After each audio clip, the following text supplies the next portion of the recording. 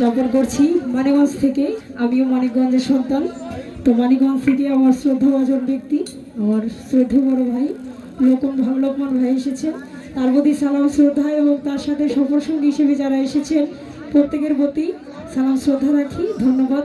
এবং সিরিয়াল ক্রমে যারা মুরব্বীরা আছে তাদের কাছে আমি মাপ চেয়ে নিচ্ছি। আসলে যে ইয়াং ভাইরা ওদের একটা আবদার থাকে, তো আমরা সিরিয়াল ক্রমে পরবর্তীতে যে মুরব্বীরা আছে আপনাদের পছন্দের গানও হবে, আপনারা যতক্ষণ থাকবেন আমরা ততক্ষণ গান চালাবো।